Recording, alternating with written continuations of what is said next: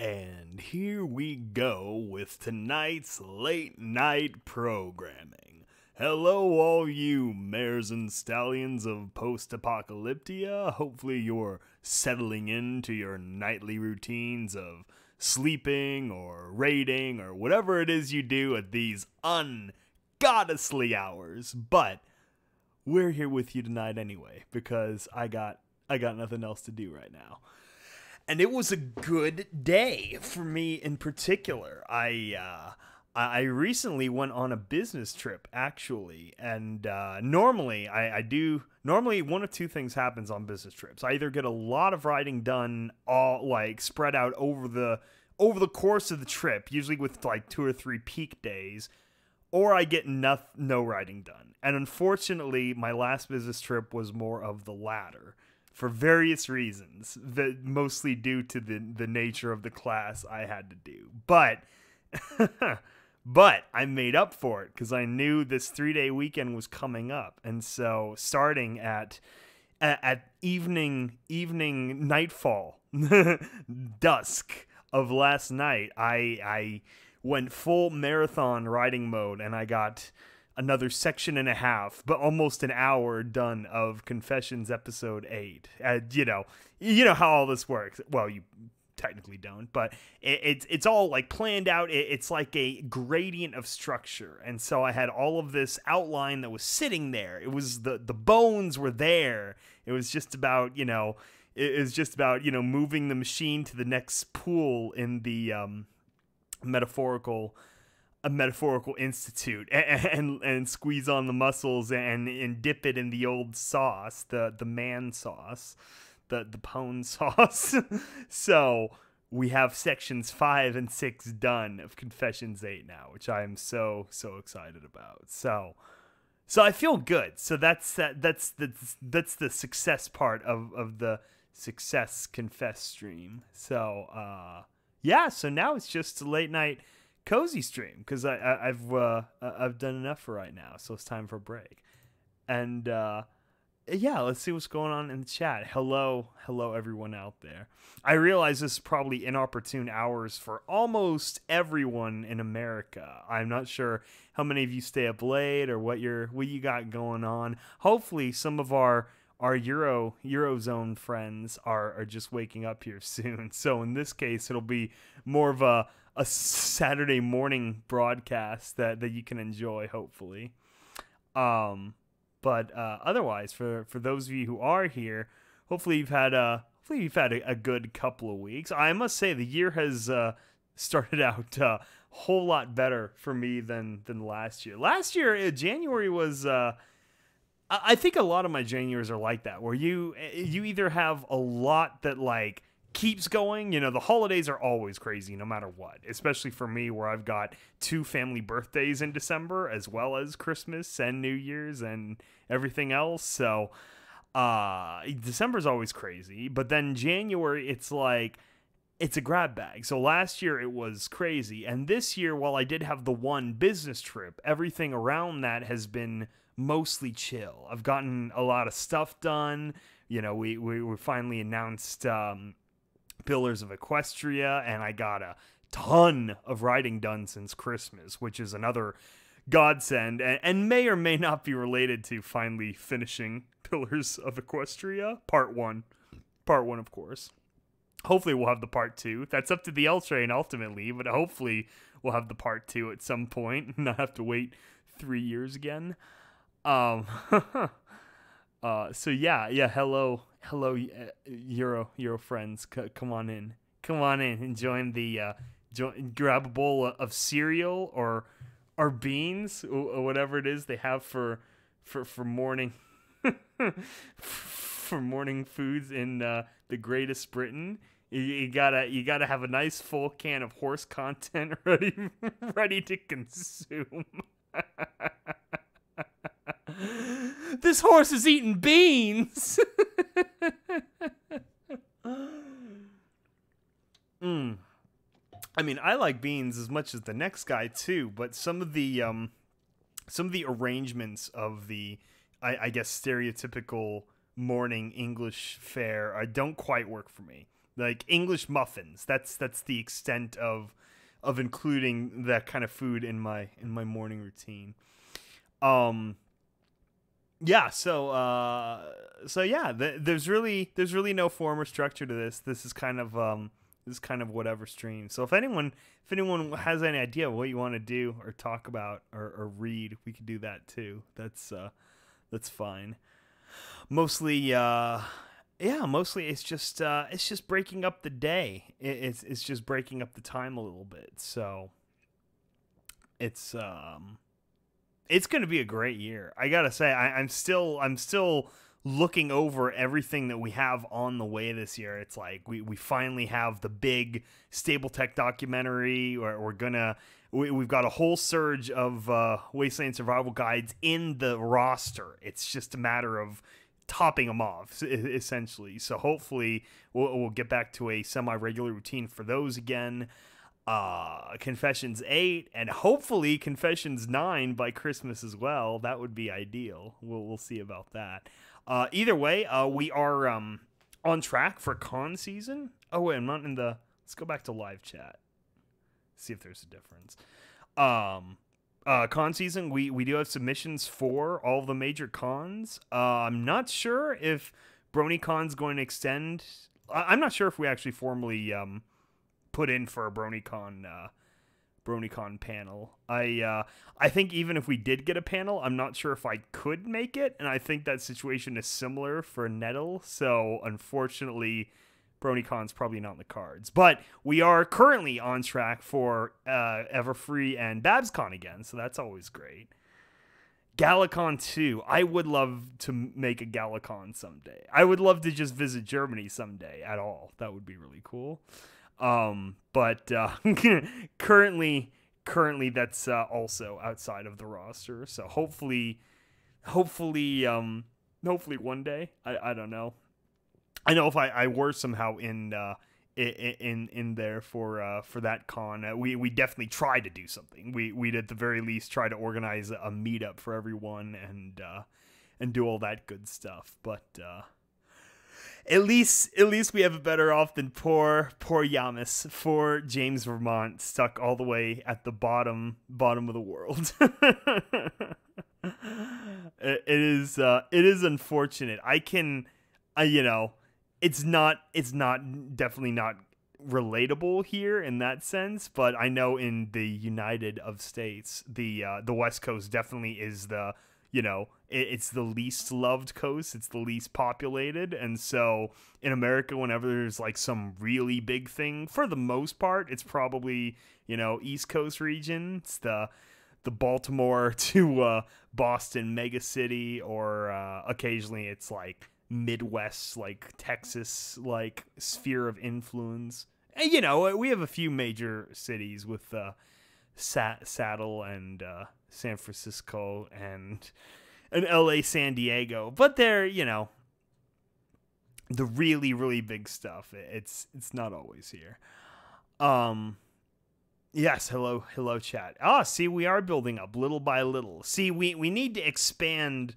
We need to we need to expand our global marketing into more of Europe and Russia. I know we have a decent amount of Eastern Bloc fans, which is always great. So hopefully we'll have Pony Metro Exodus, or I guess that's something we could briefly talk about, how Metro is exodusing from the Steam store. Oh, that's unfortunate. I'm not I don't know much about the sort of, Vidya, the PC Master Race politics, but it seems like Steam is sort of the universal, like, for the most part, it's the accepted monopoly, and I know a lot of people are invested in that. So now more and more marketplaces are starting to spring up to compete with that, and not everyone's happy with that. So I can't understand that to an extent, how frustrating it is for like console exclusives and stuff. But at the same time, some PC Master Race fans are kind of full of themselves when it comes to stuff like this. So, us filthy console plebeians have to take pleasure in in the occasional situation where they get the short end of the stick, such as every time Rockstar announces a game and they're like, oh, it's not going to come to PC for like 2 more years. So, you know, it's all about, we're all gamers. We need to be rising up together.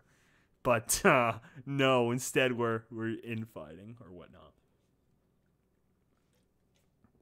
The new store, the one that they're Metro is putting it in, that's what they call that, the Epic Store, Epic Games. That's the Fortnite people, right? That's my understanding, is that they're essentially leveraging their Fortnite fortune into building this new marketplace, which I would almost say is comparable to Steam building its marketplace off of the back of the Half-Life series. So it's a really interesting sort of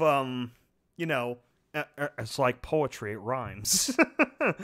so I don't know. It's funny how markets work. I mean, in general, market is market, and the dynamics of how things shift are usually all the same, just in, there's nothing new under the sun, in the sense that a lot of these follow very familiar patterns of change. So you think about back in the aughts, the 2000s, when MySpace was starting to die out because its number of flaws began to outweigh its advantages, Facebook existed, and it just was able to swell up all the new people. And really, it seems like that's the way it is for a lot of these existing platforms now, too. Like, YouTube gaming was a reactionary sort of thing to Twitch. Like, Twitch was able to capture that sort of streamer-based marketplace very quickly, and YouTube had to sort of like fall back on that because they were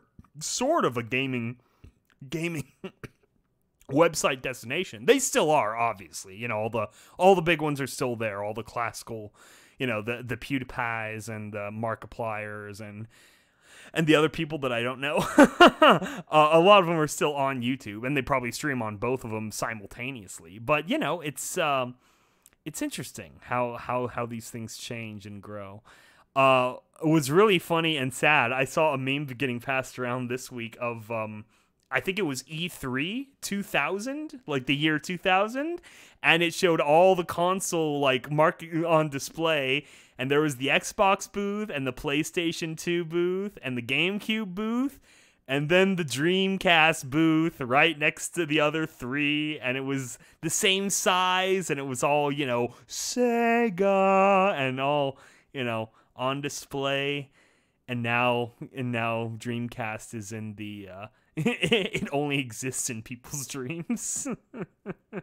That is really sad, but I had a friend who was like the Sega kid. Back in the 90s, it wasn't so easy to just have like all the things. It was like your group of friends. You had the kid that was the house. So for me, I was the Nintendo house. I had all the systems, and everyone would convene at my place for when we wanted to play Smash Brothers or Mario Kart. And then we had the friend who was the Sega house, and we'd go there for, Sonic or whatever. And the friend who was the PlayStation house. And so it was, it was interesting. Around the same time as I moved away from the Sega house kid, actually, is when the Sega went down. So that's what we call not coincidence, but it's fate, basically. I was the reason that Sega never continued. No, it was outside of me, especially because I really didn't play any Sega games. Like, he was the friend we hung out with the least, like, within our sort of group, because he went to a different school. And so I really, I never played the Sonic games. I never played a lot of those, stereotypical Sega games growing up. It was really all Nintendo. And then, actually, I made a calculated shift. This is where the alternate gaming system features come into play. I actually got a PlayStation 2 first because before an Xbox, because I already was familiar with PlayStation as a console. The original Xbox was a new thing, it was experimental. But B, it was backwards compatible with all the old Crash games that I knew and loved, and its DVD player did not require the remote. It's so weird and simple, but that was right when DVD was taking off. And for whatever reason, the Xbox had the limitation where you could not use its DVD feature unless you buy the stupid DVD remote plug-in thing. And PlayStation 2 did not have that limitation. You could just use your controller, or you could buy a PlayStation remote, and, it just works like a remote. It was a weird little thing, but that was a choice I made that it carried me forward for 4 years before I finally got the Xbox. Really, I got the Xbox like just 2 or 3 years before the 360 came out. It was and of course as everyone knows, that's how things unfolded in the Xbox 360 and PlayStation 3 once again, where PlayStation 3, every single PlayStation 3 came, hot baked with the Blu-ray disc. Blu-ray disc built right in. You didn't have to buy anything else. Whereas the 360, it made it early to market, which secured the 360 a place in the gaming marketplace sphere. But because of the difference in technology, that meant that the native 360s, besides the Red Ring of Death, also didn't have the HD DVD, the lost format of that format war, built into the box. You had to buy a separate HD DVD player to plug into your 360, which of course almost no one did. I had one friend who was like my super hipster tech friend. He had HD DVD player for 360, and he had a good amount of HD DVDs also. I think about like 4 dozen of them. I think he owned everything that was ever released on HD DVD he had a copy of, which is just ridiculous. But it's simple things like that went over, make it to market just because of, what's the right word? Market saturation. That it's the same way that Android and Microsoft worked with operating systems. Everyone has a Microsoft OS because, Windows OS can come in an LG package or an Asus or Acer or HP or Toshiba or whatever. Whereas, Apple OS, you got to buy it in Apple hardware, period. Which is fine, there's advantages and disadvantages, but same thing for phones. And it's funny how things shift like that. So exclusivity is always a calculation, and the more I see in like games and other media, it's always more of a time release thing than anything else. So Metro, so this all started for Metro Exodus. It'll probably come to Epic, game whatever first, and then it'll be 1 year later that it'll finally trickle into Steam and everywhere else. It's sort of in the same way as Rockstar. They put it on consoles first, and then a year or so later, it eventually trickles onto PC. So it's really interesting. I like I've always said the business of entertainment it's very revealing of human nature. When you follow trends, you look at things for for what people choose as the easiest road, for what people follow in terms of marketing, for instance, like how what's his name almost killed the Xbox One because he made that asinine comment about, oh, we have an offline console, it's called the 360. It's like, those are the kind of like sound bites that could almost wreck your launch, that could like ruin your product. And I know the Metro Exodus guy said other things that are putting them in a similar situation right now, probably. So who knows? I'm not in the Metro fan base, obviously. I'm Fallout in America, so I'm not familiar with what the actual Metro fans think about the Epics thing, but we'll see. It's always interesting when you're in those transitions, when you're seeing those new horizons open up for things like that. Like 4K is interesting too. Like 4K exists as a format, but because we're almost like exiting the physical media era in general, even though they've released the HD DV or what the fuck do they call them? The Blu-ray, the Black Rays, the Super Blu-rays that are 4K.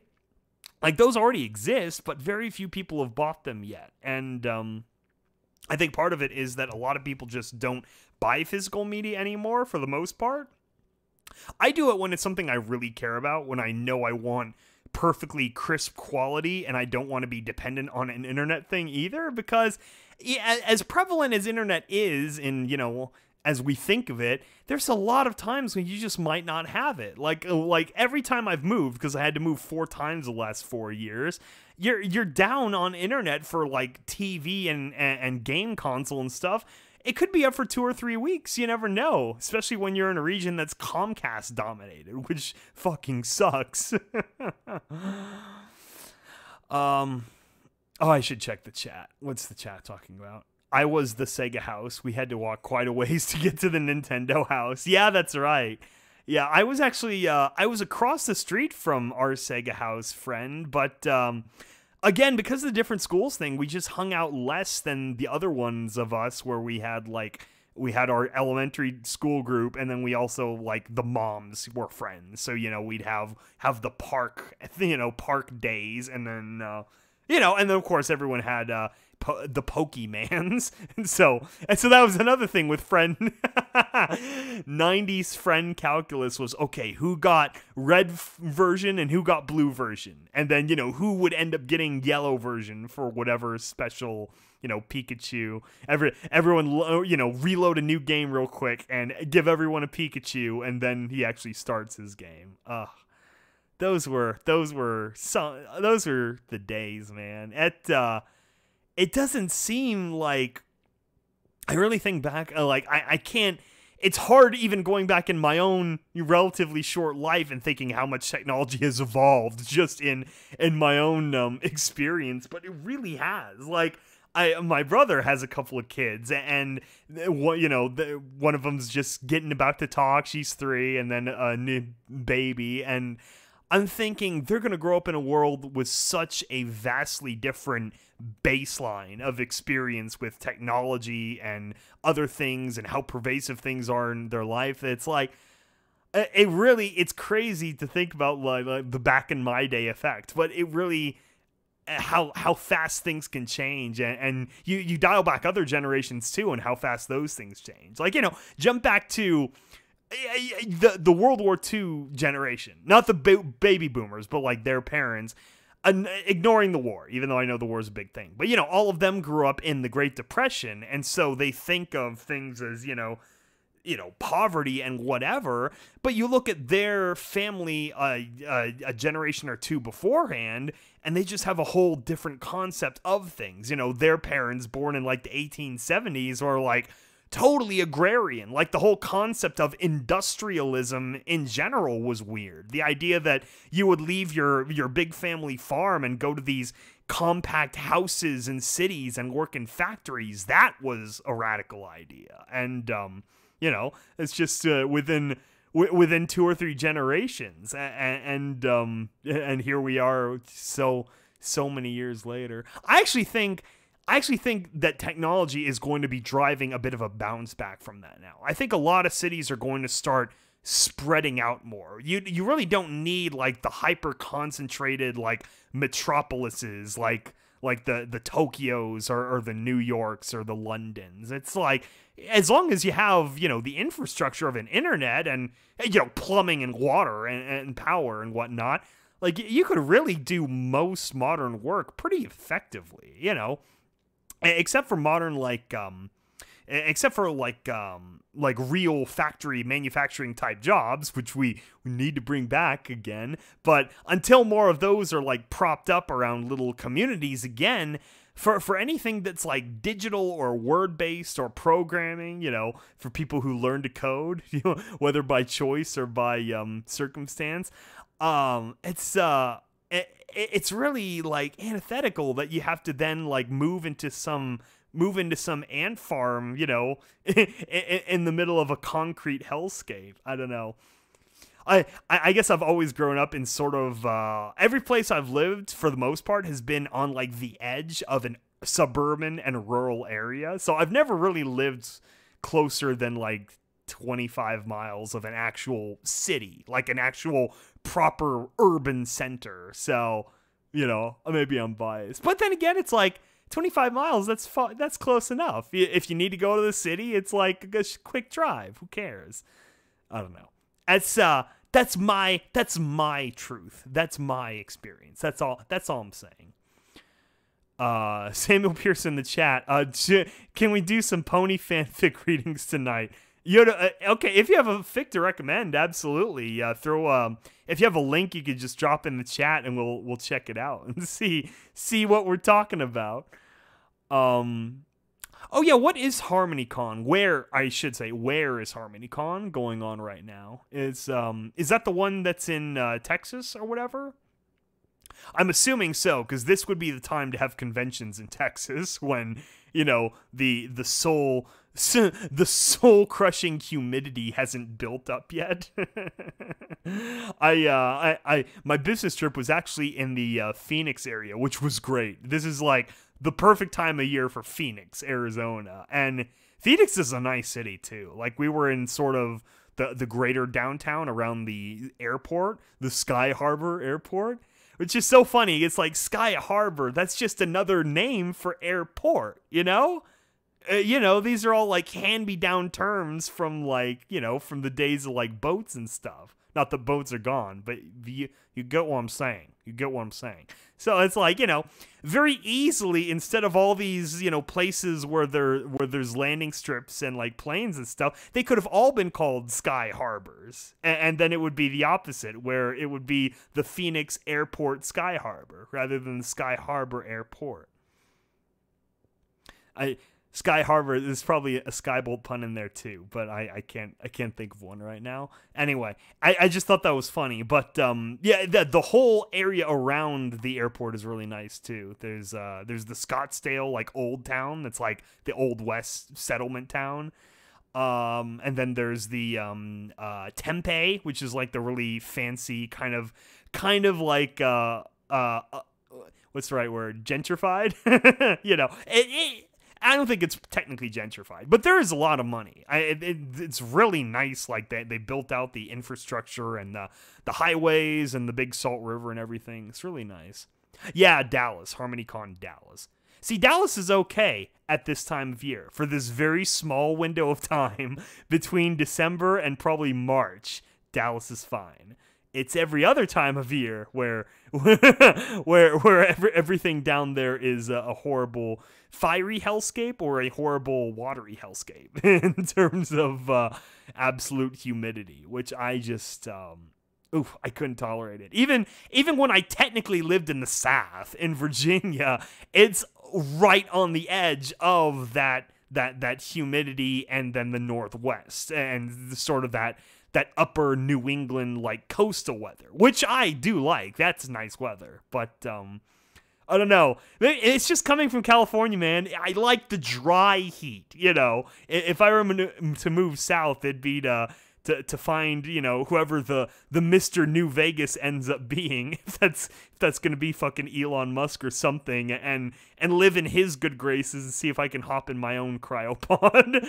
But I'm definitely not going to cross that threshold past where's the line? Because this is actually like my job. So it's like there's this thing called ASHRAE, which is the American, damn it, what's it stand for now? American Society of Heating, Refrigeration, and Air Conditioning Engineers. I think that's it. Anyway, there's like a chart that breaks up the whole world into like 12 climate types, I think, or like 15, something like that. It's like there's like there's like high humidity, low humidity, and then there's the temperature scale. And so in the continental US, there's like 3 main subdivisions, and there's marine, which is essentially the entire West Coast. It's everything touching the Pacific Ocean. And then there's the dry zone, which is between like the crescent, what do they call that? The Cascade Coastal Mountain Range and not the Mississippi River, but it's sort of like it's like somewhere in the middle. It's like right after the wind shadow from the Rockies dies out and you get into the Mississippi River, like, tributaries. That's when then you get into wet eastern U.S. But wet is okay if it's cold enough. So New England even if it's, 100% humidity, it always is because it's cold. And so the air is always full of water. But it's cold, so you're not hot, which is fine. Because the water's condensing onto everything in all the horrible storms. But then you have the trade-off of the new EAST where you get Polar Vortex Chan. Did everyone see that meme? I probably can't post that meme on YouTube. They'll probably get us Wachinski'd. But there was the just Google Polar Vortex Chan. It's like some news station, I don't know, like Great Lakes area. It was probably Wisconsin or Michigan or Illinois, someplace like that. They put up this graphic of the polar vortex, and like anyone under 40 would look at that and be like, it's a set of tits.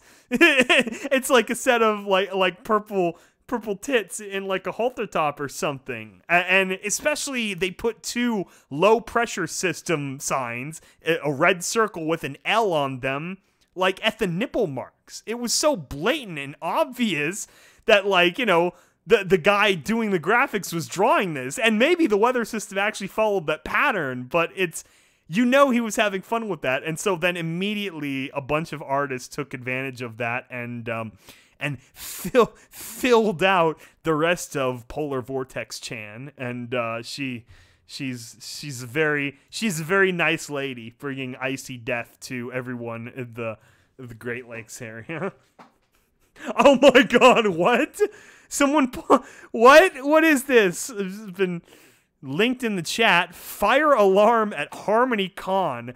Update. Bomb threat. SWAT called. What? Okay, so Equestria Daily is reporting, written by our boy Sophisto. Apparently everyone has been moved to the Courtyard Marriott across from the Crown Plaza where the event is being held, while police, firefighters sweep the area. It wouldn't be a convention without something crazy happening. Update, according to WBAP 24/7 News, reports that there has been an alleged bomb and hostage threat, and so SWAT teams were called to the scene. The entire hotel has been evacuated. No confirmation that the threat is actually real, and no injuries have yet been reported. Oh my God. Oh my God. Can you not? Come on, guys.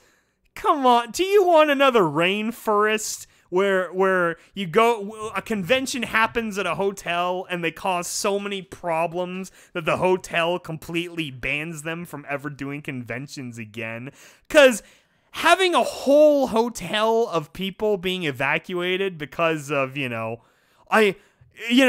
can have the debate of are bronies furries until the furries come home.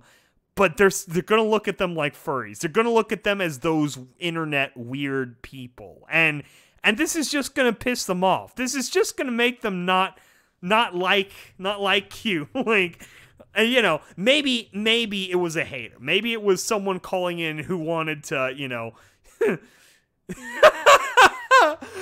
who wanted to swat the furries on an industrial level. And if so, it's almost applause-worthy that this was pulled off. But any any false reporting of a bomb threat or swatting to police is, I'm pretty sure it's a felony almost everywhere, because A, it's a waste of police resources. B, there's a very real chance, especially in fucking Burgerstan, that the cops will gun you down anyway. Just, for whatever reason. Maybe you come out in your underwear and you're trying to pull your pants up and then they shoot you. It's like, I mean, that happened just last year. A kid got swatted and shot because of, And of course, I'm not saying the police are innocent in situations like that, but I'm saying it's a waste on everyone's time, and so don't do that. Like, you should go to jail if you call a false bomb threat or swatting on a hotel.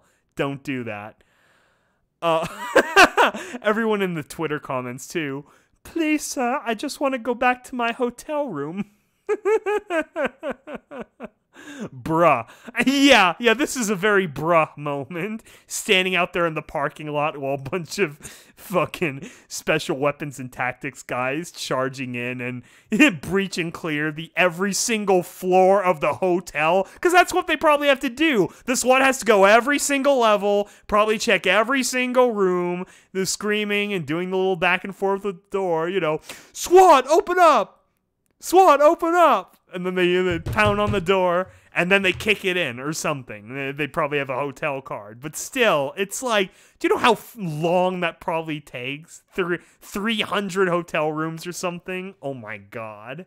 Whoever's doing that, bad, but also a little bit... This is a very high level, damn it.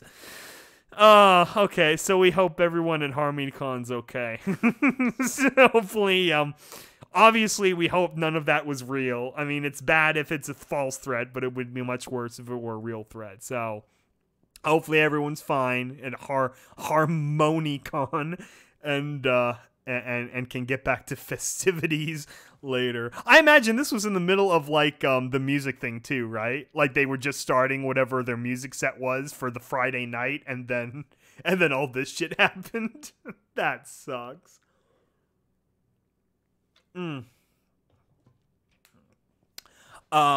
Yeah, we're live reacting to HarmonyCon getting really owned right now, unfortunately.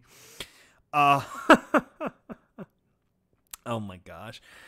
Yeah, man, cons are something else. But it's really funny. I'm glad that there are more and more YouTube channels these days are springing up to really document some of these internet happenings, because a lot of them are fading into distant memory. Like I was shocked when High Roller PonyCon was announced a year and a half ago or whatever, before they actually had the con, and I was like, are you kidding me?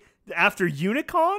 And everyone, not everyone, but a good amount of people, bronies in the community, had no idea what Unicon was. And I mean, I didn't even go, but I knew all about it from, the juicy happenings that unfolded online as it fell apart. And it was the DashCon before DashCon, basically. And so I'm glad that there's more things like Internet Historian or Justin Huang, to catalog internet things like this, because that's they need to be remembered, so people learn, so you know what to expect when shit like this happens, and B, it's very entertaining. It is very entertaining to, read through the whole story of DashCon again, or to go break down the events that we were affected by it. Everfree Northwest was kicked out of the Hilton because of damn Rainforest and their shenanigans. Which actually worked out in their favor, because I went to Everfree twice in the old... Twice? Or 3 times? Twice in the old place. 13 and 14. And, the old place was fine, but... Where we were this last year, and, this coming year, I'm pretty sure, the Doubletree at the Seattle SeaTac Airport is beautiful. It is such a great hotel. I've noticed, too, because, again, this is kind of my job, 70s architecture in the United States, that was a good time. If you can find buildings built in, over the course of, the early 70s through, the early 80s, those are really nicely laid out, I don't know, they had a good sense of, spacing and a good sense of flow to, the way the rooms are laid out. My second apartment building in Virginia and then in the Bay Area were both built in that era, and it just had really good design to the actual apartments, whereas, I've seen some of the places that, college buddies have had to stay in, and... it's not the same. It's laid out in these really ass-backward ways where it's yeah, it's minimized space. You're not getting the most of it. So, I know this is something probably very few people can relate to. It's something you probably never thought about before. But I'm telling you now so that you do think about it. Because the Doubletree at Hilton, I don't know if it was actually built in the 70s, but it definitely has a lot of those, hallmarks of that kind of style. I really don't know how to describe it otherwise. It's like a type, you know? It's like when you go into like a new building that built on an old style. Like I know a lot of Europe, you know, rebuilding old buildings from after the happening wars, especially in Germany and stuff, where it's like, this is cool, you know, this is like, it's 100 or several 100-year-old design, but it's brand new, but it still has the feel of that classical style, the way the rooms are, the way the windows and the hallways unfold throughout the space. There's something neat about that. Two Maple Bucks from Why Did 666 cannot support on Patreon, but will send supers. No, of course we're happy for anything people can offer. We're always grateful. We might joke around. We might joke around sometimes, but we're always appreciative of any of our fans who wish to, you know, tip us, so to speak. Very much so. How was rent there? Cheap? What, in Virginia? Virginia was much better than California, that's for sure. You know, you know, California, if you want to see the politics of high cost state versus low cost state, you could look at the the very complicated politics of the state and local tax deductions that are going on right now, because we just had 1 year under the new tax code, and so everyone's filing their taxes right now, and I have really simple taxes basically, and so as soon as I get my W-2, I can basically file them and get that over with. So I made out great. I mean, you know, I live in the capital of, you know, arguably the worst state for state and local tax deductions. I do own a house and all this stuff, but I got three grand last year in saved taxes. I shouldn't say I got it. I was allowed to keep, you know, if the crown allows, I was able to keep $3,000 more last year than I did the several years beforehand. So I can't complain. It worked out for me. You know, I'm sure some people who are paying, you know, ridiculous $8,000 a month apartments in like San Francisco or whatever, probably having a bit of a hard time. But then again, like, cost of living is artificial. It's like, especially in California, like, you know, everything is supply and demand. And so the only thing is limited is when like someone's finger is on the scale on one side or the other. So if you have like an oversupply, like too many people coming into an area at once, then housing prices are going to be really high because there's high demand. That's the basic mechanic of gentrification that, you know, a lot of people don't like to talk about. Whereas on the other side, if you limit the amount of houses that can be built, like you got a gated community or, you know, fucking Paradise Hills or Venice Beach, California, and you just can't build new houses. Like all the policies and the land, and you know, you got to go to every agency to get approval to even break ground on your new apartment complex. Then that holds down demand, and so then all the prices maintain a sort of artificial height. And you know, of course there's gives and takes. Of course you don't want to just see, you know, completely concrete every patch of green on the face of the earth, but there's a lot of patches of empty brown and desert and stuff that really could have much lower prices than they have. And that's sort of like what I would call the Phoenix model. Is, you know, Phoenix is in the middle of this hellishly hot valley that occasionally gets a monsoon.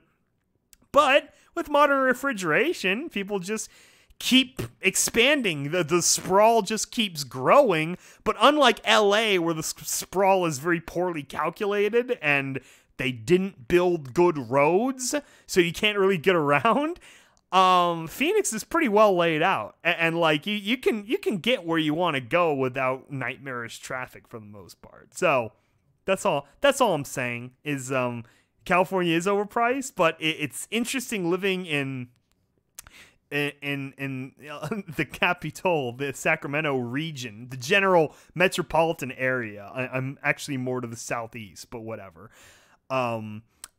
Because we're basically getting expatriates from the Los Angeles and San Francisco Bay regions, which is sort of essentially the journey I walked too. I had to get back in state, and I ended up in the Bay because that's where the job was.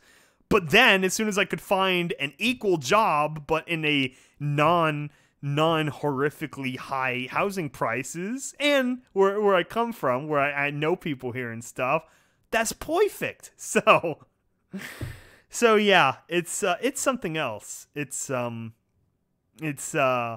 classical adulting or whatever you want to call it. It is finding out what the perfect place is for you to live and where you would enjoy it most. Because then you think about all the trade-offs. Is this the environment you want? Most people probably aren't thinking kids right now, but eventually you think about, are there good schools here? Are there good parks?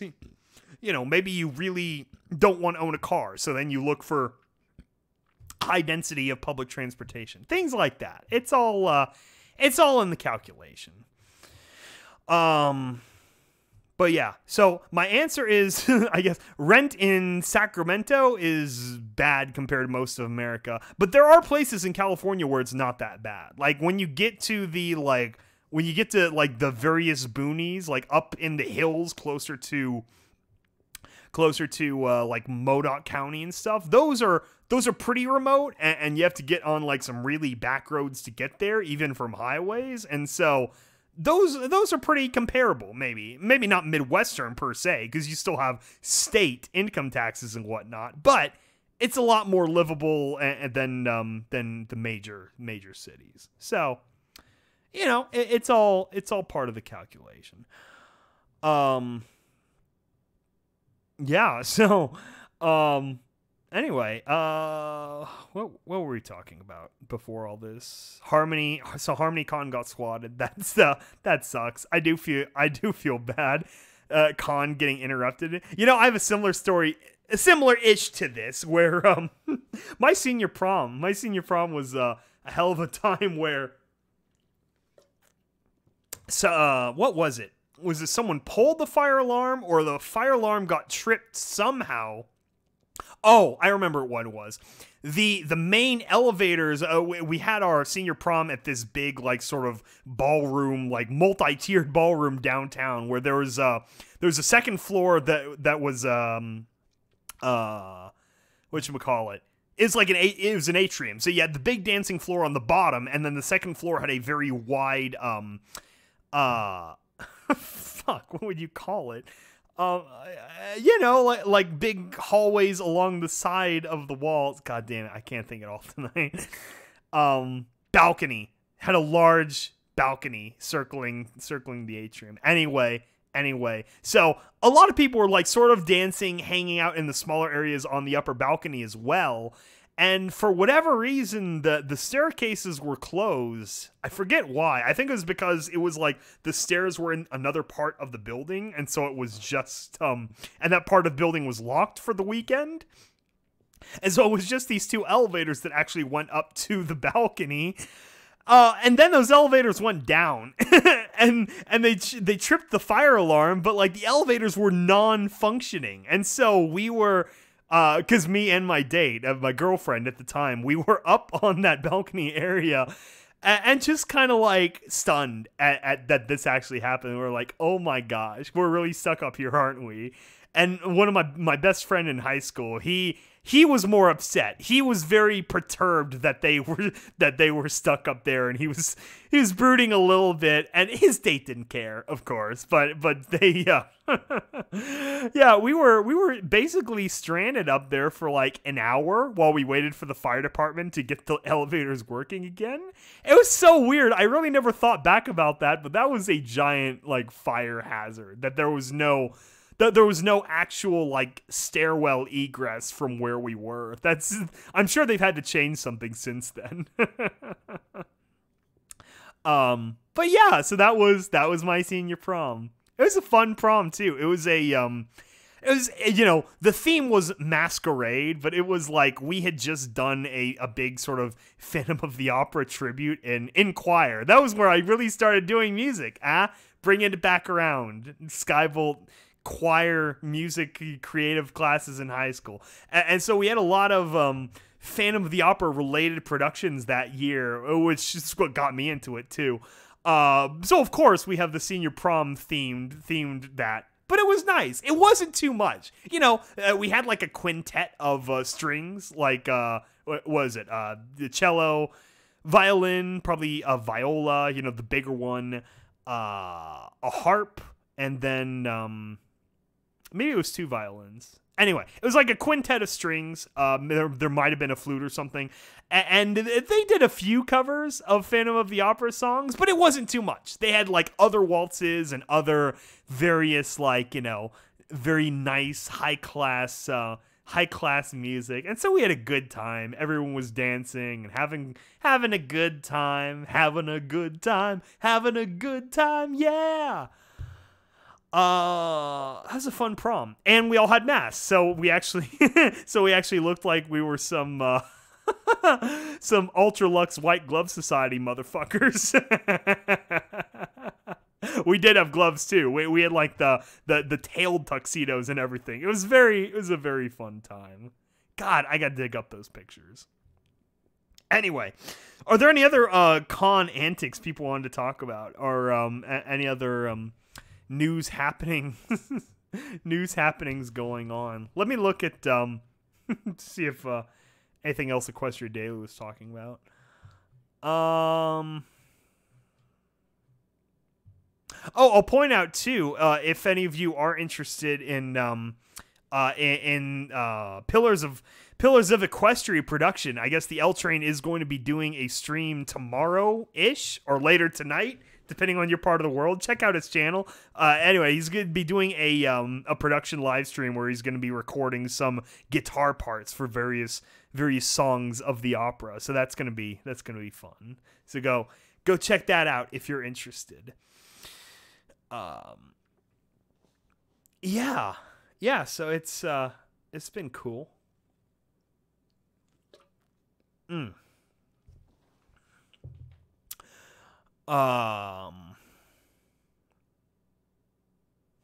Let's see here. What, I remember that one person you mentioned some kind of fanfic, but I did not see that come in the chat. So you might have to repost that if you did want to read that. Are we still doing the documentary? Yes. No, now it's really happening, to be honest. There was a period where it sort of fell into dormancy when James was getting Untypical off the ground and we were all caught up in other production. But no, the documentary is being made right now. The added slowdown, and this is James' work now for the most part. Like, I'm just a voice in the documentary. I sort of co-wrote it in the sense that, my segments are one of the leading narratives, and then, the other people get sprinkled in on top of me and James. But then he brought in Wubby, who's doing a set of animations, sort of intersplice, like SFM stuff throughout, to make it a little bit more like, I guess, a little bit more professional of a production or whatever. It was just something he really wanted to do. But those will take time, and so the new expected release date of the doc is June, I believe. So it's going to be, I believe this is still the plan. It's going to be 5 parts, and they're all going to be, between 15 and 30 minutes, and those will come out over a 5-week period. So it'll be like a regular like tune-in event where it's every Sunday night at 7 or whatever it would be for you. But we thought it'd be neat to have a timed release thing like that, because especially the way the documentary is, where it's basically by year. It's basically us discovering Fallout Equestria, and then the whole studio starting up in 2013, ending with Nuclear Winter Wonderland, and then it's the entire year 2014, and then it's the year 2015, and then it's the year 2016. And then sort of 2017 is the epilogue. That's the swan song of Stable Tech finally, pulling the plug, shooting the house. Yeah, using the 9-iron on the Mr. House skull. That's so it'll be essentially, yeah, it'll be the swan song, final thoughts, and also how the actual good parts of Stable Tech lived on and became EAST Corp Productions. And it's crazy too. I look at Confessions and I'm like, it's been over half of it has happened after Stable Tech, not during. Like, even I look back at my like getting into writing, and it was like the slow gradient. Like, I got the first Confessions done, and it's a nice little 6-page whatever, and then slowly I started building up more for the Ghoul Doctor, but it just wasn't there yet. I didn't have the confidence or sort of the the capability of doing so. And then it was really 2015 where things started trucking along. Then in the spring it was writing The Duchess Horror, and then the summer it was The Engineer, and then I began working on The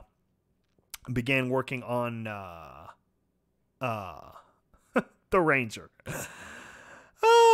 And then the Ice Mare, and also then at the end of 2015 came Dose, the first Terminal Secrets, and then the third Terminal Secrets in 2016. So yeah, it's really about the framing when you think of things like that. And when I think of it in the framework of my writing, it really just got started. And then EAST Corp, we've had the ability, especially with the Wasteland Survival Guide, that's been such a great alternate kind of writing. And then we did experimental stuff like the one-off, the Twin Terror stories, and then I finally got to do my own kind of The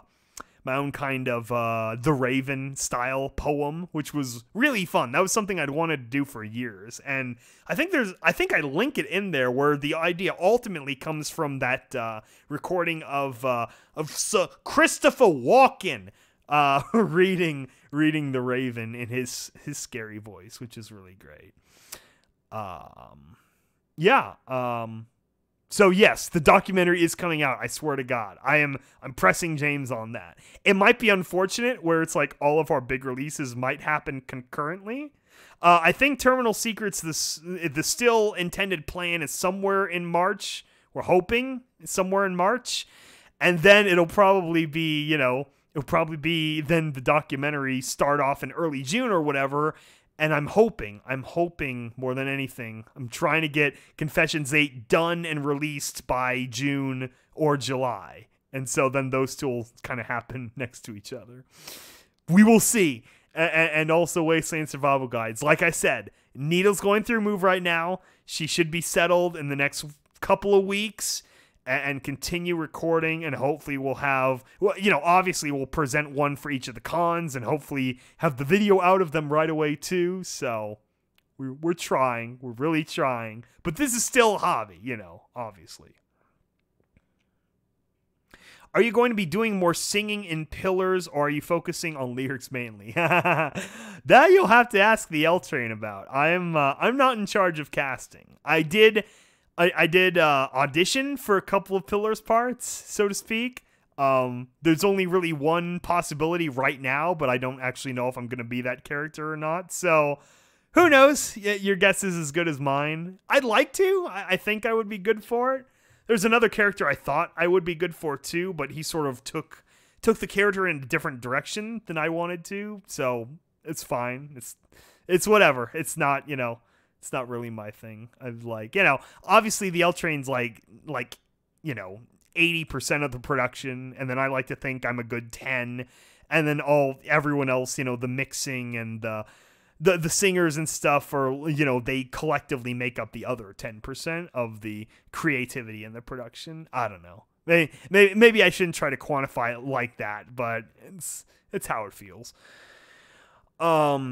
Sunday night is perfect. That's sort of the stereotype is, the sort of classical prime time, so to speak, those echoes of TV. I mean, I even worked that in the Confession story, all the episodes premiere on a Sunday night because that's what, what was the line? That was the rhythm of the days of old or some shit like that. Oh, God. Any other YouTubers that do similar audio drama type stuff you want to shout out?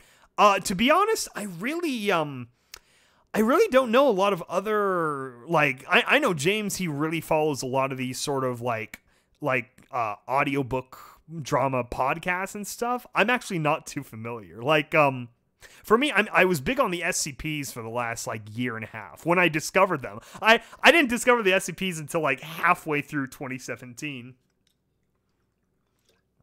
So then I went through the Volgan's catalog and SCP readings and a few of the East Side Productions stories guy. And, you know, the various channels that cover the various SCPs. So, get some creepypasta in. But, no, more so it's been novels, actually. I'm trying to listen to, like, more full audiobooks.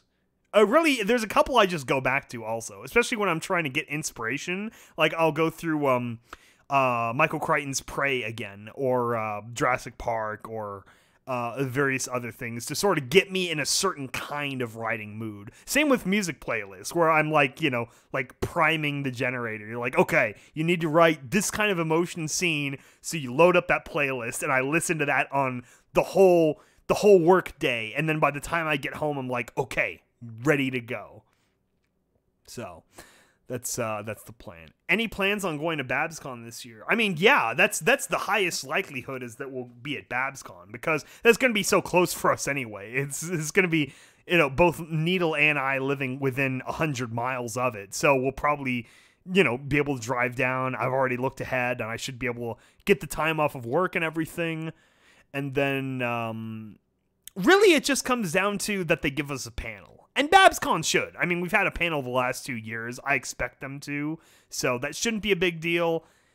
But it's one of those things, it's like, I don't know. I couldn't justify taking 2 days off of work if I didn't at least get to present something. If I were just going as a guest, I don't want to sound, I don't want to sound like, horse famous, because I know I'm not even remotely horse famous. But I don't want to go just for nothing. I got to have a good enough reason to take off those days from work, because I get generous days off, but they're not enough yet. I still got a couple more years until I get moved in the higher tier of days off, which will be great. Overly Sarcastic Productions, they make videos on mythology and history. Oh yeah, that sounds fun.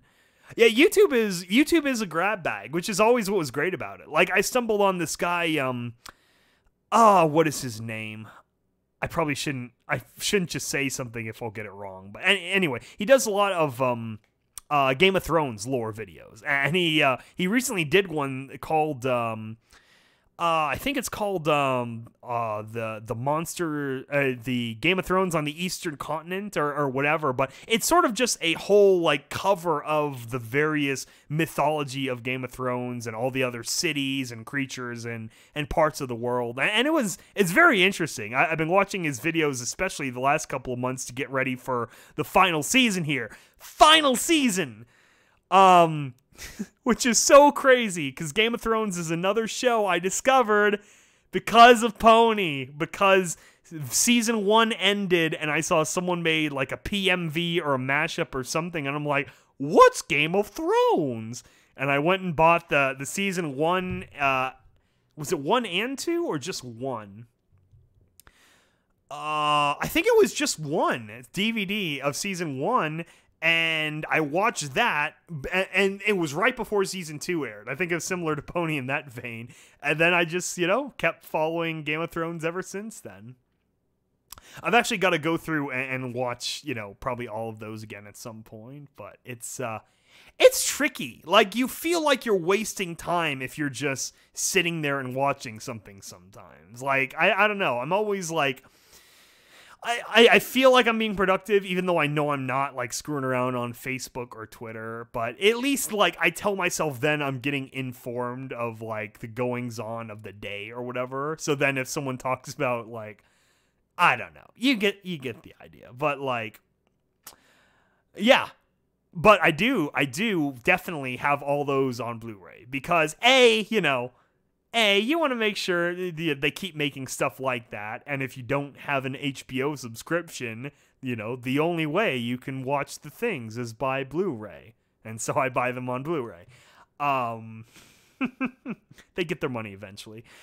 And yeah, and same with a lot of things like that, or Attack on Titan or whatever too. It's just, it's nice to have, you know. Maybe that's another 90s child thing that none of the kids, you know, the fucking Zoomers born these days will have any concept of. But owning like physical media is buying the DVD and that's it. Like, you know, you could go to remote middle of the Sahara Desert and, you know, have a solar battery and a flat screen TV and just nothing. A black hole of data and cellular signals, and still be able to plug it into that DVD player or laptop and watch your Game of Thrones or watch your Attack on Titan or whatever. And I like that. I like having that level of control over something that you kind of assume that you control. Like, I know they try to pull, it's the same thing with games. They try to pull the shit of, oh, this is your licensed disc. You know, fuck off. And no, I bought the game to play. And this is my game, and I'm going to do what I want with it. You know,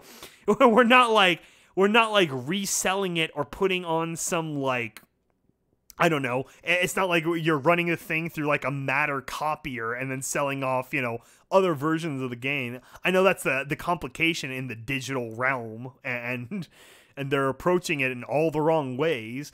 But it's like, no, it's either something can't be owned, or if you do pay for something, you do own it. Yeah, like, you know, for instance, what if Apple just flipped the switch and deleted all the movies in your iTunes library, or all the music or whatever? Like, if that were me, I would be pissed. I would be fucking angry like crazy. That's one of the very many reasons I was an early on adopter of the Amazon MP3 or whatever, where I download the MP3 files, you know, as soon as I get them, and then they get back uploaded to like my Google Play Music account and whatnot anyway. But if Google, you know, what would be a good Google term be? Is it Sanjay? Is that the name of the Google CEO? I don't want to mess this up.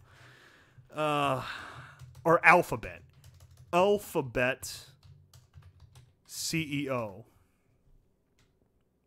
Larry Page, that's right. Sergey Brin, sorry. And Sundar Pichai.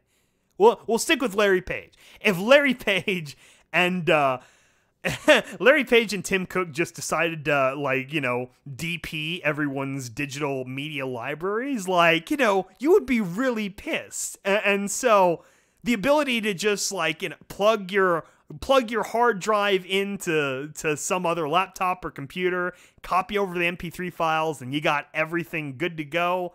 I like that. That's the power in the hands of the consumer. And anti-consumer practices like trying to keep everything in a closed garden where you own it so long as we, you know, let you have a key to the inside of the garden.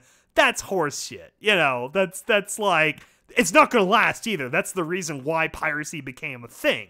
And if they try to fight that on any kind of higher level, like Article 13 and Article 11 in Europe, for instance, then that's essentially a chemical weapon. That's like dumping a whole lot of radioactive waste and being like, now you can't grow. Yeah, well, let's take the Monsanto. They're a great villain. Now you can't grow our Monsanto brand golden rice because we poured radioactive waste over your entire farm. It's like, okay, great. Yeah, you kept me from growing rice, and you also, you know, salted the earth for a generation, which is what they could do to the internet if people allow it. So I don't know. It's one of those things. It's one of the major discussions and growing pains of the century, which is everyone's place in the digital marketplace and in the digital world. 7 young kids go to camp for the summer, wind up living in a digital land. Oh God, the Digimon soundtrack was so fucking awesome. I know. I'm a filthy dubs consumer because I like to watch media that's in the language that I already speak, which is great. I'd prefer not to stare at the bottom 1/3 of the screen in order to absorb the story. I know, like, you know, I know adaptations and dubs can change things that subs might be a little bit more accurate on. I'll take that risk. I'll take that risk. My experience is much more diminished by being forced to read subtitles than it would be that, you know, fucking Steve Bloom says something a little contextually different than the original, you know, Japanese VA for Spike Spiegel might have said. Anyway, I've had the dubs debate before. I can win always, of course, but you know, it's not worth repeating unless I actually have an opponent to argue with. I still feel bad for the couple that owed Nintendo $12 million. What? Is that, was that a YouTube related thing? That sounds like a Nintendo. Yeah, Nintendo were always bad about that, where they had everything on like hard screw, where you're like, you post even a single commentary of your brother's smashing on YouTube, and instantly you've got the Imperial Japanese Navy on your doorstep trying to take your firstborn. It's like, you know, chill, Nintendo. And that's honestly one of the reasons why I've really separated from Nintendo as a whole. Like, really, when I got my Xboxes, I was already going into more like that realm of gaming rather than the Nintendo realm. Especially because really, for me, Nintendo was mainly, it was my Pokemon machine. You know, I played some of the Mario games and stuff, and like Smash and Party. Those were all great with friends. But as video games became less about playing side by side with your bros on the couch, you know, your bestest bros and sisters in a LAN party, or, you know, 4 players on the N64, which is what the N64 really pioneered, was 4-player.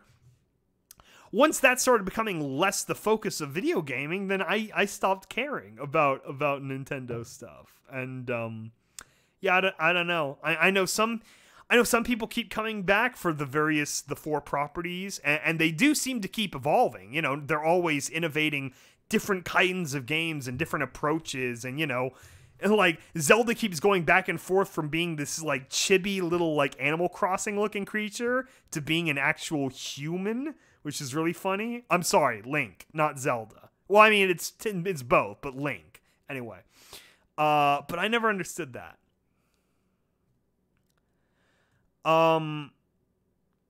I commented earlier, Samuel Pierce. I didn't see the link to the fanfic. I'm not sure. I don't have Discord or anything open, so you have to drop it in the live chat if you want me to read something.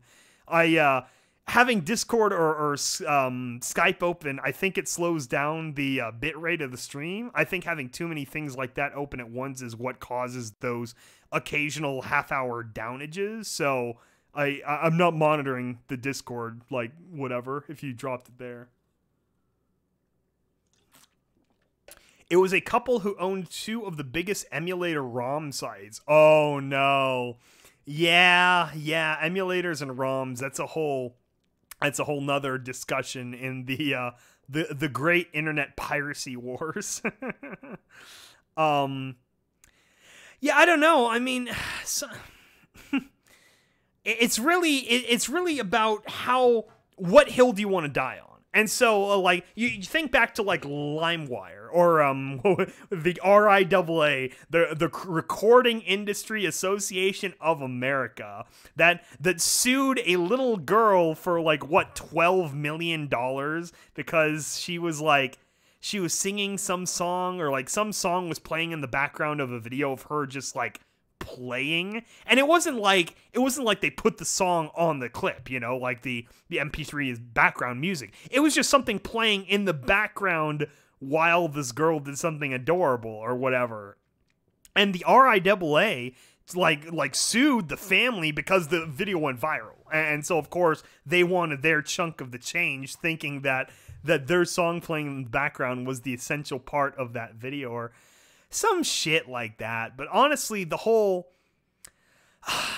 you know why that's so annoying is that's middlemen monopolies, where you're not actually creating something, you're not actually producing something, you're just like it's a platform, you know, and the thing is, we, especially these days, you know, at least for the time being, we have all of these completely grassroots platforms like the Twitters and the social medias and Facebook and stuff, where you could just post your stuff, you know, like, for instance, if Drake just wanted to release his albums, you know, on a Bandcamp and then post the Bandcamp link to his Twitter and Facebook and everything, I'm sure he would still get almost as much money as he already gets, at least for the music and for advertising for his tours and stuff, I guess. But that's really what you're paying for, is you're paying for, like, it's like a bribe. It's like you're bribing the Mad Men Mafia to put a lot more eyes on your product by, you know, putting up the giant annoying billboards, or by shoving horrible ads onto every single website that you don't want to see ads, or pop-ups or whatever. And it's like, I think it's a whole money-making concept that's honestly going to start slowly disappearing. Especially, you see that in YouTube too, where things like Super Chats and things like Patreon and Indiegogo are really, like, existing to crowdsource the small creators. And so really you just have this, like, tiered, like, caste or class structure where you have the TV bourgeoisie, you know, you have your Bill Mayers and your Colbert's and things like that, you know, they exist in this old 30 Rock kind of lifestyle, whereas, like, you know, I don't have a cable subscription. I don't watch any of those people's YouTube videos anyway. Like, I watch Conan occasionally has funny interviews that he's occasionally had on his YouTube channel, the Team Coco stuff. And I've stopped watching those too. It's like, you know, who gives a shit of what these damn people are talking about or saying? It's like so much more entertainment just reading damn green text memes that are reposted on you know, 4 or 5 various Facebook groups. It's like, I just think that whole concept is going to die out. It's gonna be an artifact of the 20th century that, like, people look back on and be like, you kept staring at ads, like, all the time? Like, I don't know. I think, I'm praying anyway. My intention is that kind of thing will disappear over time. But who knows? Because advertising in general, it works off of a very fundamental flaw in the human brain structure of simply seeing something enough times makes you either crave it or be familiar with it. You know, everyone knows or likes Coca-Cola because everyone has always seen the pictures of the Coca-Cola logo, and for the most part know what a Coca-Cola tastes like, except, you know, in the regions where it's got the disgusting high fructose corn syrup versus normal sugar. And, yeah, I don't know. It's just, as long as those marketplaces exist for the little guy, for the actual creators to do stuff, you know, the YouTubes, the Bandcamps and whatnot, then it's fine. You know, we can have a multi-tiered society so long as everyone gets to play. You know, as soon as you start shutting down Twitters, as soon as you start, you know, shutting down people's Patreons and things like that, or demonetizing them, that's when you have a problem. And that's when then you get a shift. Then new sites start opening up and people start fleeing your platform and going over there. And then eventually it's going to be like, oh no, our website has become the digital version of Detroit. What happened? Wow, maybe you should have managed your site a little bit better and not chased everyone away for one reason or another. So, okay, there's the FimFiction story. Let's go to that. Oh, it's a Fallout Equestria story too? Oh my god. And it's relatively short. The Carnival. Is this about, what's his name? The, oh my god, 2013. Is this, about Carnival Cat? Damn, what is his name? I was in one of his songs too. The one Brony music guy.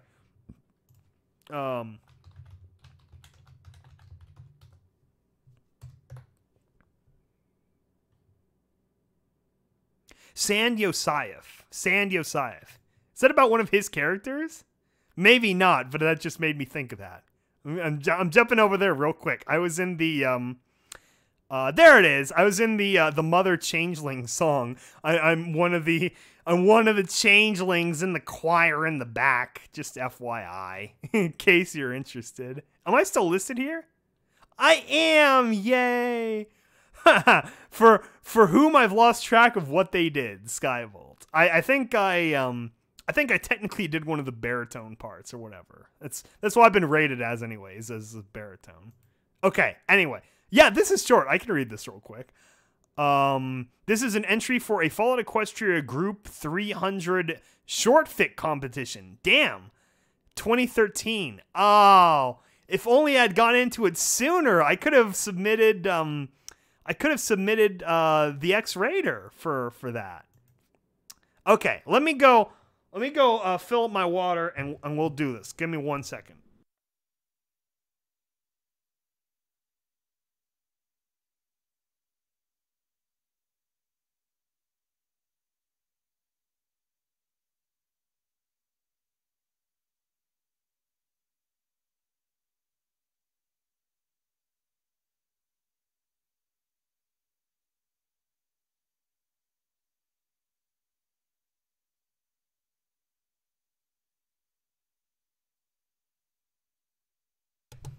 Okay, I'm back. Soren Lion in the chat. I'm not familiar with Tales of a Junktown Pony Peddler. Okay, gotta put on your professional voice for this. Oh my god. I have a professional voice? Oh my god. I don't think so. Okay, we'll do formal then. We'll do transatlantic news reading. Lady Laughter, Fallout Equestria, the Carnival. Mere hours ago, the sun had set behind the clouds, her majesty hidden from the world below. Mere hours ago, the field had been desolate, as it had been for countless years. Mere hours ago, that had changed. A mist had risen from the soil, twisting and writhing as though alive, tendrils of cool vapor that fogged the mind and hid its secrets well until it was time. The laughter came at first, as always, soft at first, as though coming from within a cavern of untold size, echoing and formless, yet quickly building in strength and clarity. It was followed swiftly by the rattle of wheels on tracks, of ringing bells and hooves on hard-packed earth. Laughter was joined by voices of shouting, screaming, yet never in pain or true fear, a cacophony of joyous wonder. The smells of food, fried and filling, mingling with grease, sweat and sawdust, thick and heavy in the night air. The soft glow grew stronger, illuminating the crowds, the tents and buildings that lay within the mist. Quality so strange, so unreal, that the only reaction could be to laugh. For fear was playmates with laughter, and ghosties can be banished with but a giggle. Finally, the music. Siren notes of more innocent years, promising laughter and fun, a lure that gripped even the darkest heart and pulled them ever nearer, drawing them towards what mist would part and reveal. A jacket of patched and faded silk, once a rich purple and of an overripe plum, a top hat to match, both chased with silver threads in a pattern impossible to describe, vague and strange, a coat of olive, a mane of vibrant green and purple. These are not things remembered. These are not the things remembered, should one speak of the mad mare at the ticket booth. No. It's her eyes. Colors danced within those eyes, as though a rainbow had gone mad. Reds and yellows and purples and greens and blues whirled and twisted and flashed, never resting, shining as though lit from within by Luna's moon, save for the eternally black depths at their core. Always, though, Always, though their colors changed, they held a smile to match the one that graced the lips of mere inches below. Honest, joyful, without guile or trickery, and hungry, oh so hungry. "Welcome, welcome!" the mayor cried out, slipping from the ticket booth to welcome the new arrivals, her movements sleek and graceful, yet unnatural all the same. "Welcome, my friends, to my carnival!" The object of much use. "Oh, come now, this is a place of joy!" Pulling her hat low over her eyes, she cartwheeled and spun as though a blade had slashed at her as though the blade that slashed at her was of no concern at all, until she was face to face with her attacker. Idly, she flicked the brim of her hat with one hoof, exposing those depthless orbs to the group before her. "Come in and enjoy yourself, won't you?" The slavers, cruel and vicious, forgot why they had come, lured in by the lights and the sounds and the thought of more slaves. Each was filled with a full-like curiosity, those strange eyes reaching within them and touching some part of their being long thought dead. First one, then another, then moved forwards, each taking them deeper into the wonderful place before them, and deeper into the hypnotic sights and sounds that stripped them of their will. The madmare's grin grew wider, her eyes focusing on those left behind. "Oh, did I not forget you, my little ponies? Come, forget your troubles, play our games, taste our food, enjoy our rides. It is my gift to you in these dark times." There was a clank and a lightning of hooves as shackles fell to the floor. But the slaves, forgotten by their former masters, did not flee. Caught within the spell of this place, they too passed through the gate. Lady Laughter, the madmare, mistress of the ring, laughed. It was not a bitter laugh or a mocking one, and it could never be called cruel. It was a laugh of one untouched by sadness, pain, or sorrow, and it rang through the night even as she was swallowed by the mist. Like a ghost, she moved through the carnival. From the shadows she would leap to scare some foal or couple, only to give them a balloon and share with them her namesake. For Lady Laughter she was, and laughter she desired. From the haunted house, home to creatures so strange, so absurd, so terrifying that the minds of ponies can scarcely comprehend them, came the laughter of those who found pleasures in harmless fear, never knowing that things before them were more than mere puppets or illusions.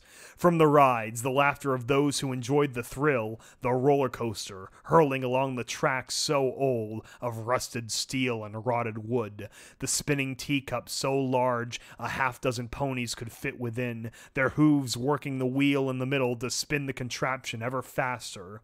The young and elderly found their place at the sideshows. Puppets did battle and told jokes, putting shows to delight and thrill. Balls were thrown at bottles, and every player was a winner, each receiving a stuffed toy. For those within the strange tastes, for those with stranger tastes, a freak show awaited. A faceless mare, a stallion who seemed stitched together, a needle. A mare who almost seemed serpentine in her movements and possessed far too many joints. Stalls, stores, and tents offered their wares and services. Here, a cotton candy vendor, the sticky pink clouds a perennial favorite. There, a fortune teller, hidden well behind cloak and hood. These were only some of the attractions, and only Lady Laughter knew them all. Like a ghost, she slipped through the crowds, every smiling face, every chuckle or laugh, every joy-filled vacant expression, she delighted in them all. The sights, the sounds, she reveled in them all. But there was only one part she truly enjoyed, and for this she made her way to the biggest tent of all, the old fabric, dirty white and earthy brown, spooking and laughing with those she passed before settling into one of the few free seats to wait. The hours of night drew ever onward, but Lady Laughter was never impatient. Great beasts perform impossible tricks for the crowd. Creatures that could only loosely be called ponies put on performances of daring and skill, and through it all she clapped and cheered, driving those around her to greater heights of joy and happiness. Between acts she would slip out, sometimes to welcome yet another visitor, other times merely to play with those already within the carnival. Finally, however, it was the time. At some unspoken, unheard signal, each and every guest proceeded to the center, crowding into the tent. No matter how many entered, however, there always seemed to be room. The inside of the tent stretched away to the distance, climbing so high that it should have touched the clouds, but even this oddity paled before what was about to occur. There, beneath the spotlights, stood Lady Laughter. "Hello, my little ponies! Have you been enjoying yourselves?" A great roar of assent sounded from the masked ponies, and the odd mare's grin seemed to almost split her face in two. I see. Now then, mares and stallions, fillies and colts, I give you the highlight of the evening." She waved one hoof dramatically. "I give you the Mad Parade." Winged beasts soared out of the blackness, trailing flames of green as they swooped above the madly dancing figures below. Garishly painted clowns tumbled and rolled, faces frozen in rictus grins. Mimes navigated some invisible maze, coats and manes devoid of color, muzzles held closed by loops of wire. At the edges danced ponies in costumes, their bodies twisted beyond recognition. Floats of every size and shape followed, each more dreadful than the last, bearing such scenes of horror as to rend the mind and drive even the sanest pony mad. As the Mad Parade passed, leaving the tent and beginning to circle through the park, the guests joined in. Some leapt onto the floats, others took place with the mime or clown, still more found themselves bearing costumes and dancing as though in the grip of some delirium.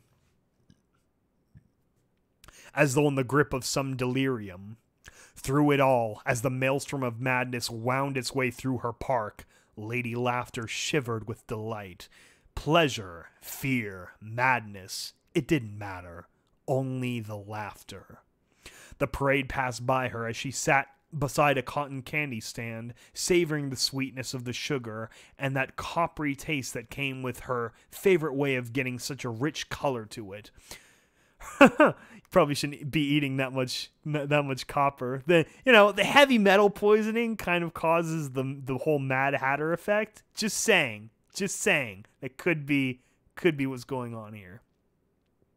Her mind wandered, multi-hued eyes drifting closed as she contemplated her carnival and her guest, both past and present. Before the war, laughter had been so much more common. She barely had to try, and she would be fulfilled. Ever since the bombs, however, she sighed. So much pain, so much sorrow. She could no longer be idle, no longer wait for the sound of laughter to come to her. Instead, she took her carnival, spreading what wonderful sound and freeing all those who entered from their earthly cares. The crunching sound brought her back to reality, and she smiled. Some old pony, a guest of many years, had fallen and been trampled by the parade. The broken body twitched, a wide grin on the face even as their life fled, staining the ground crimson. As the unseeing parade passed by, neither noticing nor caring that one of their number was lost, shadowy forms crept forth, creatures of the freak shows and denizens of the haunted house. They all knew their part. The old pony, like so many others, was taken to the shadowy recesses of the carnival to be used to spread joy. The coat would make so many toys, and the meat would be a feast for all the other guests once properly prepared, dipped in batter and fried. Bones found homes as part of the carnival proper, keeping the tracks of the roller coaster strong, and used to make the haunted house a bit more believable. As for the blood, Grinning, she took another bite of the cotton candy. Yes, the blood would not go to waste. Such a lovely, rich color, so warm and inviting. Perfect thing to lighten hearts and to bring smiles to so many faces. Somewhere, far beyond the clouds, the moon began to set, and dawn lightly crept over the shrouded horizon as the mad parade came to an end. Lady Laughter threw her head back and laughed, her voice joined by those of her guests, even as the mist closed in once more. Tomorrow, the carnival would be somewhere else, and they would spread even more happiness and laughter. For that was what Lady Laughter desired, and what she promised, to make you so happy you would never leave. Yay! Yay! That was great! That was really good. 2013, oof, a fine vintage classic. I love it. That was great. The yeah, you can never quite go wrong with creepy carnival stuff. It's always fun. The Killer Clowns from Outer Space is one of my personal favorites still. That movie's so great, and it hits a lot of these same kind of things. And then you got the Duran Duran song, the Killer Clowns. Oh god, that's fun. Especially in the 80s, man. Some of those 80s horror movies, there was something else. I need to watch The Lost Boys again too, because recently the band Gunship came out with their new album, and sort of the whole album theme and its main hit track was called shit, what's the actual name of the song now? Better not screw this up. Gunship, which is Gunship is a British neo-synth band, by the way. It's here we go. Dark All Day. Gunship Dark All Day, the song. And the album's also called Dark All Day. Anyway, but the song has a really great music video to it, and animation, and then there's some live action. And the whole thing is sort of based on the theme of the movie Lost Boys, which is, it's vampires in the coastal beach city. I forget what they call it. I think they call it Santa Clara, but it's basically like Santa Cruz, like a big boardwalk and the ocean and the 80s California feel. Very great, very quality song. They actually brought back the original saxophone guy who did music for the Lost Boys movie and the theme, Tim Capello, and he's also he does solos in this song too. So it's really great, really a lot of fun. The fic is based on the MLP equivalent of the Carnival arcade game. Oh, yeah! I remember Carnival. Yeah, I remember that at various arcades. I should have thought of that. That actually makes a lot of sense. That was a fun game. I enjoyed that. Some of the various levels and stuff. It's good times. Good times. Yeah, it's crazy, but I mean, that was, you think, again, talking about generations and things like that, for a lot of people, for that whole generation, that was where you couldn't go on like X or whatever and look at a bunch of creepy stuff or listen to an SCP creepypasta per se. You had to read your Edgar Allan Poe or your Lovecraft, or go to an actual freak show to see some crazy stuff, and that's just where the market is. These days you have fucking things like Live Leak or Best Gore or whatever, where you can see like real crazy things that happen in different places. But yeah, it's gonna be interesting. The Carnival always scared the shit out of me. Yeah, those sort of like early 2000s arcade games, like that PS1 kind of quality. I don't know, there was something horrifying about it. The music too. I remember the original House of the Dead games kind of freaked me out too. Or like the Area 51. Just something about the way like the synthesized like the animalistic screaming sounds were. It's just creepy. Oh man. Kids these days, they don't know. Kids these days, they don't know. Oh gosh. That yeah. It's like the old Simpsons meme about Generation X. Oh my god. 2 generations removed from them, the Xers would be fucking horrified if they had a real full understanding of what the internet has become. But then again, they sort of played a part in that too. A lot of the Xers were the early, board users of the 90s, and then gave way into the early image things. Yeah, man, the 2000s, that was something else. It's like how the early 90s had a lot of like 80s sort of after effects, especially with things like Saved by the Bell and whatever. The early 2000s really had a lot of the 90s like echoes carry on throughout it. Like obviously things aren't like perfectly sliced up by decades. Like, you could argue that the 80s, the 80s proper really began in the 1977, culturally speaking, with Star Wars. That set off a whole new tenor of movies and cinema, movie culture. And then in that same year, Star Wars, you had things like Alien. No, Alien was 79. Jaws. But that kind of like blockbuster 80s, like, movie thing. Anyway, it's not that clear cut is all I'm saying. And so yeah, it really felt like the early 2000s had a lot of sweet stuff. We sort of entered the modern internet era with the iPhone, I like to think, or like 2007, 2008. That's when YouTube became a thing too, when YouTube was really establishing. And then we got like 8 years of quality YouTube, and then everything got kind of Wachinski'd, which is unfortunate. But it's a thing. It's just growing pains, and we see where everything else is going to go from here.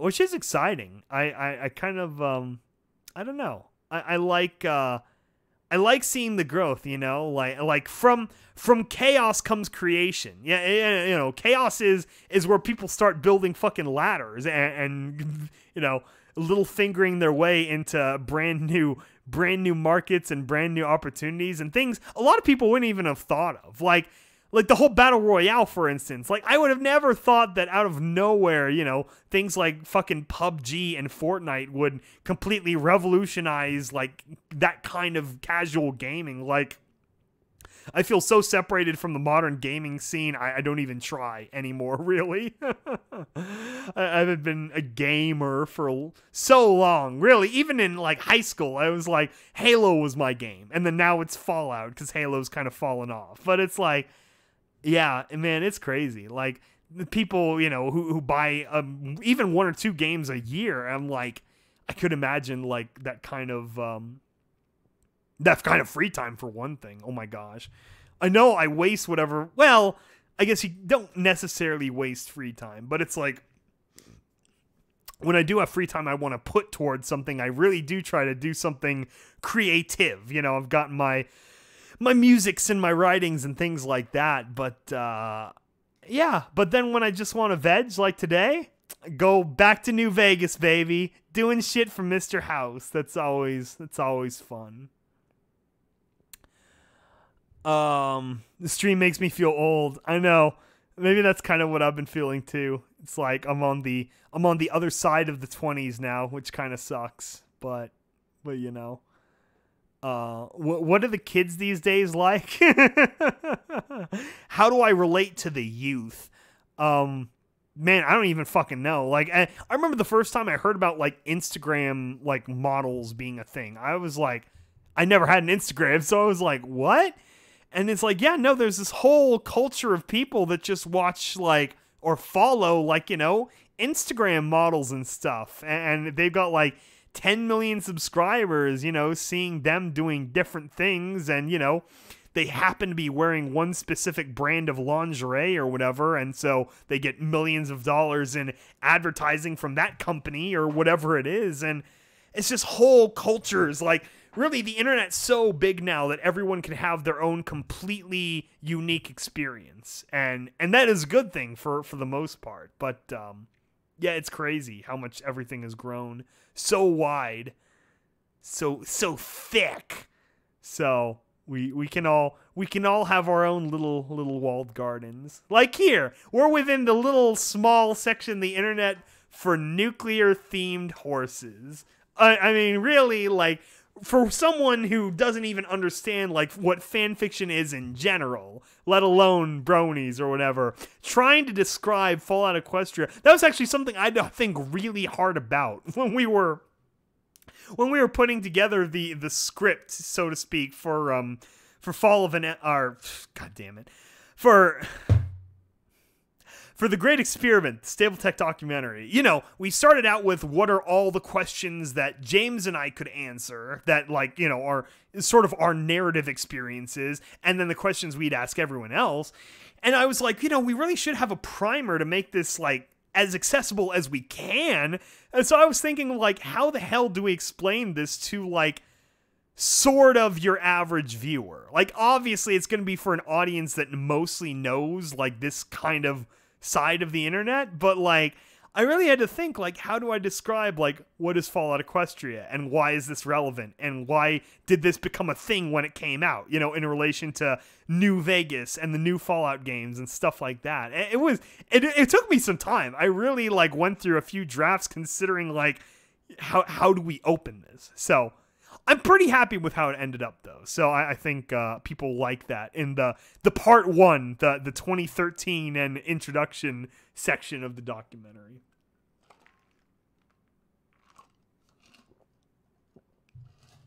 Yeah, man, I held on to my original Xbox. That's one of my biggest regrets from my childhood is I don't have my old Nintendos anymore. They ended up getting sold for one reason or another. Our old NES and Super Nintendo and things like that. And that's really one of my biggest, like, regrets that I don't have those. Luckily, I held on to all my Pokemon, like, original Game Boy Color and the games and stuff. So those I'll probably, you know, mount on a wall or something somewhere someday. But yeah, if you really, you know, have a way, hold on to the stuff from childhood that will matter to you, because it probably will matter to you. Obviously, like, don't go so far that you're like a hoarder where you keep everything, but, like, you know, don't be too quick to burn it all down. Don't be too quick to throw it all away either.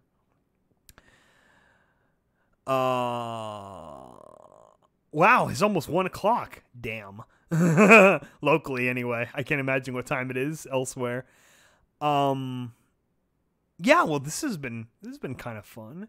I have a new approach I'm sort of taking, where these sort of random, no real purpose one-off BananaCasts, I think I'm going to try to keep them all under 2 hours, because I noticed a thing where YouTube does that, like, one whole day of rendering type thing or whatever, where the whole stream doesn't really become available until like several hours later. I don't know. I'm guessing just because our channel's so small that we're much lower in the queue for their servers to fully render and process our video, so it only has the default 2 hour, like, scroll back of the screen of the stream. So I might try that. It's also a good limiter when I'm just doing a stream like this to kind of, like, blow off some steam, to just kind of bullshit for an hour or two. It's I think it's a good length. And then, you know, when we got the whole team together, when we actually have the band together for something, then we can do our big 4 or 5 hour, you know, what the fix and things like that. So that's always fun. So, oof, yeah, some of these other times. Yeah, no, and of course, you know, I know you can't quite participate, but you can always, you know, we never delete streams yet, so you can listen to them in the morning after, you know, if this is done in the middle of the night. So hopefully people get enjoyment out of that too. You know, kill time on your way to work or in work or whatever. Rather than get up at 2 a.m. to watch fucking Proton or something like that. Oh my god. How is everyone doing, by the way, at Gnome? I am doing great. As I open the stream, I got another solid hour or so of Confessions 8, like, ironed down, like, you know, final version of the script, so to speak. You know, it always goes through little tiny changes at the end once we actually start recording, but, you know, for the most part, it's set, and I was very happy about that. So this is sort of a celebration stream for that. I celebrated. I got myself one of my favorite pizzas from this little local place that no one even here has ever heard about, but they make some of the best barbecue chicken pizza I've ever had. So I got one of those, ate a few good slices, and got the rest in the fridge. That was my celebration. I'm going to crack open a Mexican Coke later with normal cane sugar, which is going to be great. You know what else I need to do is, if you live near a Beverages and More in the U.S., I think Canada might have them too, Bevmos. They've got a great selection of all the Sioux City brand sodas. There's like the Sioux City Sarsaparilla and Birch Beer and a whole bunch of different flavors. But one of their best is their prickly pear. And after just being in Arizona, I loaded up on prickly pear related items because, you know, that's the epicenter. And so I got like 4 bottles of this barbecue prickly pear marinade, which isn't the same as what I've had years before, but it's something, and it does taste really good.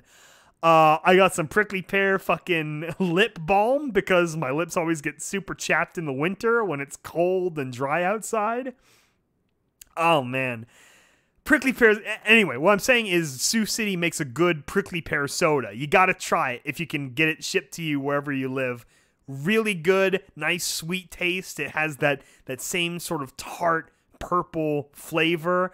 You know, if you've had your fill playing Fallout New Vegas and you want to taste the real thing, highly suggest it. It's really good. So yeah, I think I might go to Bevmo tomorrow and stock up on a few of those too. It's good stuff, and it's time to celebrate. Oh boy, I gotta say too, I've got the fucking winter wrap-up button on, all nice and warmed up. I want to like buy an Amazon speaker just to have that ready to play on whatever it is, March 20th, March 25th, whatever.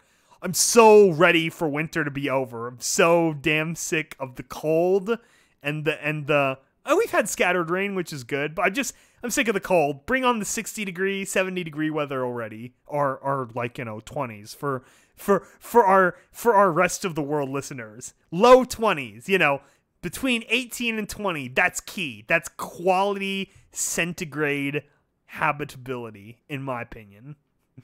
What winter? I know.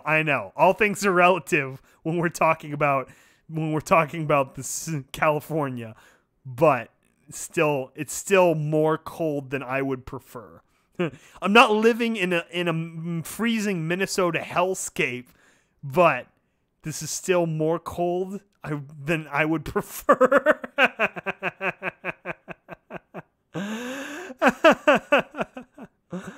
Oh gosh.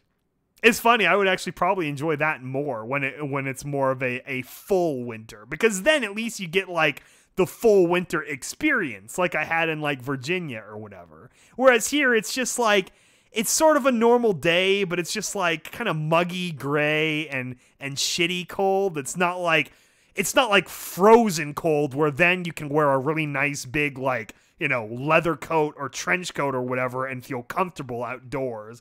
It's like shitty cold where you got kind of your like school sweatshirt and you've kind of got just normal jeans and shoes on, and you're a little bit colder. Like, it doesn't quite do it, but you know, if you add any more layers than that, then you'll be hot wherever you end up, like for work or whatever.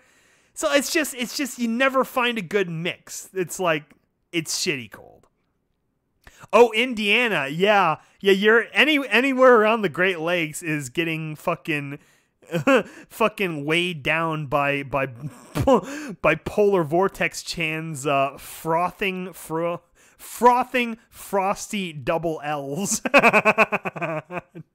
Double L's.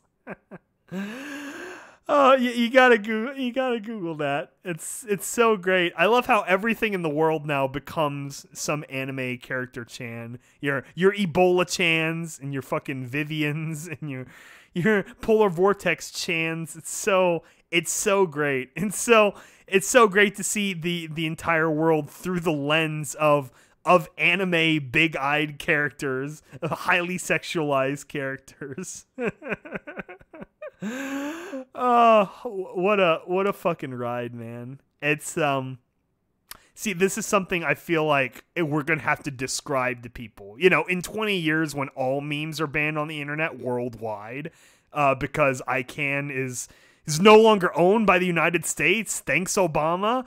It can float on into Chinese and Russian and Iranian control, and they can shut down all memes that question, you know, whatever autocrat doesn't want to be questioned. And then, you know, we'll have to describe to the chillins like, oh yeah, there's this time when you could just draw an anime picture and make fun of your leader.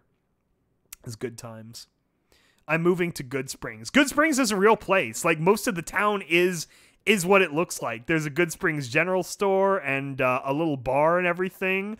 And once Obsidian were done with the game, they like gave them a big framed copy of New Vegas. And when we went inside the general store, like, you know, me and my buddy, we got a picture with the game, and they're like, oh yeah, you know, we remember a few years ago when they came by and asked us a bunch of questions about Good Springs, and then 2 years later they came back with that.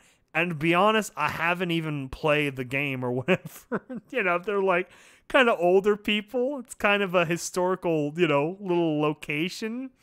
So nice, so great. And but yeah, no, especially the drive between LA and Vegas is really neat. Like, you can go, depending on the route you take, you can go through like Palm Springs and Palmdale, and the yeah, you could go through Nipton as well, and Good Springs for sure. And there's actually the Bonnie and Clyde car at the Buffalo, I think it's called Buffalo Bills or Buffalo Slims. It's like the hotel they make fun of in New Vegas. Like, that's a real hotel, and that one actually has the Bonnie and Clyde car, which is really cool. And so we got a picture with that. Oof, you get. I couldn't imagine dying the way they did, which is finally getting stopped by, you know, 1930s police with Tommy guns firing fully automatic 45 ACP through their thin metal, you know, 1930s Studebaker or whatever it was. That must have been a hell of a death. They were tiny too. Like, Bonnie was like 4'11" tall, you know, like. What is that in centimeters? Yeah, you have to do that yourself. And Clyde wasn't much taller either. He's like 5'6". So very tiny people filled with a very large amount of bullets. And the car is the testament to that. Anyway, we're about at the 2-hour mark. I think I'm going to give this stream a nice sunset. Ha ha ha. We're going to sunset shim sham the stream wow. Cozystream. And yeah, hopefully everyone has a nice morning or night wherever they are, and we are tentatively planning to record a Valentine's Day stream. We might record it early or just broadcast it early. Either way, we're hoping to have one of those within the week before the day. So hopefully that will be a good time. We'll try to come up with fun things to think about and talk about. And you do the same. If there's a good Valentine's Day fanfic you want us to read, and it's not too cloppy, we'll at least give it a try. We'll give it a skim, and you can hear our funny reactions. So anyway, thank you everyone for joining us for another episode of BananaCast.